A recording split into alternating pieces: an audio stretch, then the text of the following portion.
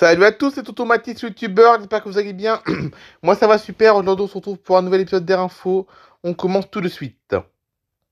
Un vol Southwest évite de justesse une collision avec un jet à l'aéroport de Chicago. Donc là, comme vous pouvez le voir, nous avons une photo de l'incident où on voit bien, regardez là, le C-137 de Southwest qui remet les gaz parce qu'un jet privé se trouve sur la piste. Comme vous pouvez le voir, regardez là. Les pilotes d'un vol Southwest Airlines qui devait atterrir à Chicago Midway mardi ont été contraints de prendre des mesures d'évitement pour éviter d'entrer en collision avec un jet privé qui roulait sur la piste au moment même où le C-137-800 était sur le point d'atterrir. Le vol WN 2504 de Southwest Airlines a décollé d'Omaha vers 7h45 le 25 février et, après un vol sans incident, les pilotes étaient sur le point d'atterrir. L'avion sur la piste 31C de Midway lorsqu'ils ont repéré le jet privé bombardier Challenge 350 exploité par Flexjet. La tour était sur le point d'ordonner au Boeing de remettre les gaz lorsque l'équipage a déjà signalé qu'il remettait les gaz.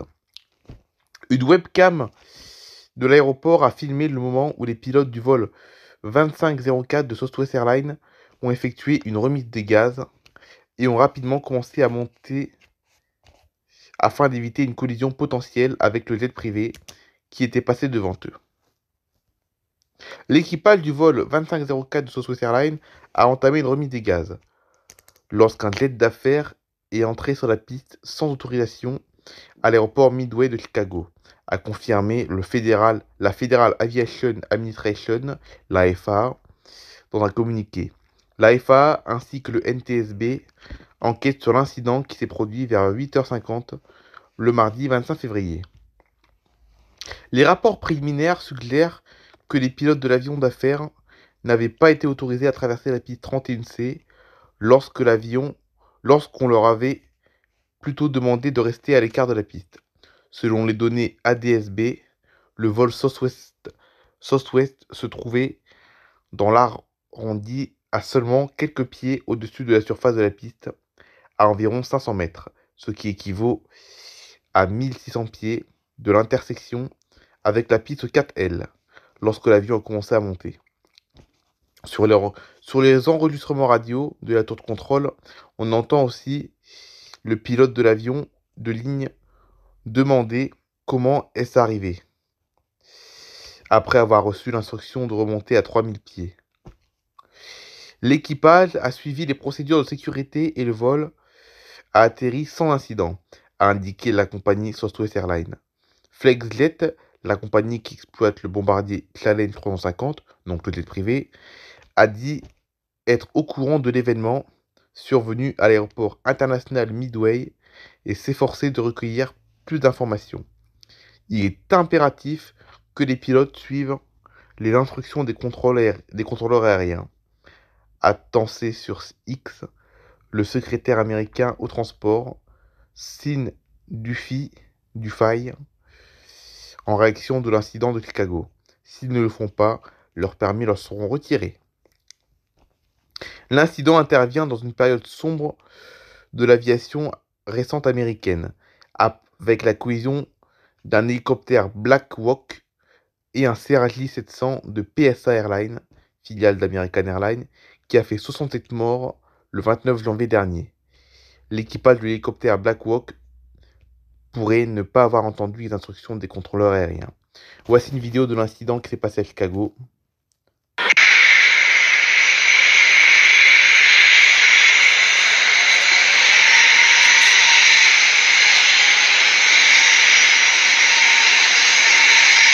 Vous avez vu là? Je sais pas si vous avez bien vu, mais on voit bien l'avion qui remet les gaz à cause du jet privé qui traverse la piste. EasyJet supprime ses vols Paris-Orly depuis Bristol et Manchester. EasyJet supprime 2 lignes aériennes depuis Paris-Orly et 2 principaux aéroports britanniques. se concentrant plutôt vers les lignes à forte demande. La compagnie aérienne low cost cessera ses vols entre Paris-Orly et deux aéroports britanniques, Bristol et Manchester, à partir du 28 mars. Donc il n'y aura plus de vols entre Paris-Orly et Manchester et Bristol, comme vous avez compris. Cette décision fait suite à une analyse stratégique des performances des itinéraires, la compagnie aérienne donnant la priorité aux itinéraires qui attirent le plus de passagers. Bien qu'EasyJet supprime ces liaisons, les voyageurs en provenance de Bristol et de Manchester auront toujours accès à Paris grâce à des vols quotidiens vers Charles de Gaulle. Selon The Connection, un porte-parole de la compagnie aérienne a souligné qu'EasyJet se concentre sur le maintien et l'expansion des services là où la demande est la plus forte. Le seul vol britannique restant vers Paris-Orly cet été sera opéré depuis Southampton. Donc tout ça c'est en Angleterre, tout ça. Les lundis et vendredis à partir de mars. Depuis Orly, EasyJet a annoncé il y a un mois une nouvelle liaison sans concurrence vers, vers Spokane, la capitale de la Macédoine. Les annulations de lignes interviennent dans le cadre d'ajustements plus larges des opérations d'EasyJet en France. L'année dernière, la compagnie aérienne a annoncé son intention de fermer sa base de Toulouse-Blagnac d'ici mars 2025, ne maintenant en service que 10 destinations populaires au départ de Toulouse. Donc les seules destinations qui seront maintenues au départ de Toulouse sont Paris-Orly, Bâle-Mulhouse, Lyon, Nantes, Nice sur le réseau domestique et sur le réseau sur le réseau international, ce sera Londres-Gatwick, Bristol, Genève, Milan et Palma de Majorque. Voilà. Donc ça, c'est seulement les 10 lignes qui seront opérées avec. C'est les 10 dernières lignes qui continueront à être opérées au départ de Toulouse. Voilà. Parce qu'au départ, EasyJet proposait 20 destinations. Ils n'en proposeront plus que 10. Allez, retournons aux États-Unis pour cette troisième actualité. Et de nouveau, un incident technique. De la fumée dans un, écoutez bien, un 717 de Delta oblige les passagers à évacuer via des toboggans à Atlanta. Oui, oui, vous avez bien entendu, c'est un 717. Voilà, c'est pas un 737 ni un 747 ou rien du tout, c'est bien un 717. Je ne me suis pas trompé, c'est bien un 717. Et pour ceux qui ne connaissent pas, le 717, c'est un très vieil avion, mais qui visiblement vole encore dans certaines lignes aux États-Unis.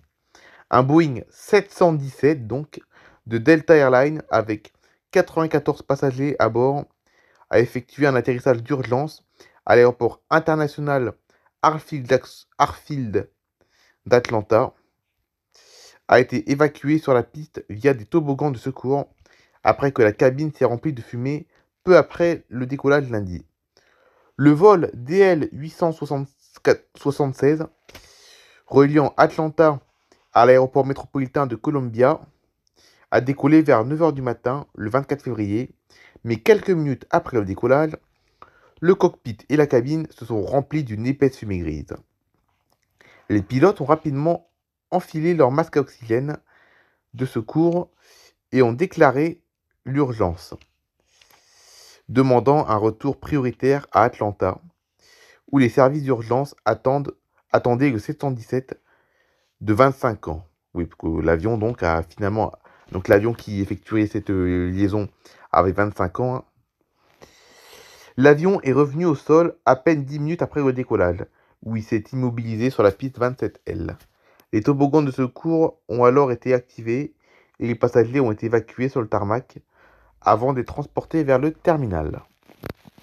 Dans un communiqué, un porte-parole de Delta Airlines a déclaré à propos de l'incident: l'équipage a suivi les procédures pour retourner à Atlanta lorsqu'une brume à l'intérieur de l'avion a été observée après le départ. Rien n'était plus important que la sécurité de nos clients et de nos employés, et nous nous excusons auprès de nos clients pour cette expérience. La FAA a déclaré que l'équipage a signalé une possible présence de fumée dans le poste de pilotage. Outre les 94 passagers, 2 pilotes et 3 agents de bord se trouvaient à bord de l'avion. La compagnie aérienne n'a pas précisé si quelqu'un avait été blessé lors de l'évacuation. À peine 10 jours avant cet incident, un autre Boeing 717 de Delta Airlines avait, avait été impliqué dans ce que l'on appelait un événement de fumée, lorsque le cockpit s'était rempli de fumée peu après le décollage d'Atlanta le 14 février. À cette occasion, l'avion avait également effectué un retour prioritaire à l'aéroport, mais une évacuation n'avait pas été jugée nécessaire. Donc là, je vais vous montrer quelques photos et vidéos de l'incident du 717 qui s'est passé le 24 février. Donc, premièrement, une vidéo et après des photos. Ah bah, on a tout en même temps en fait. Pas de son. Donc là, on voit bien la cabine remplie de fumée, comme vous pouvez le voir. Hein.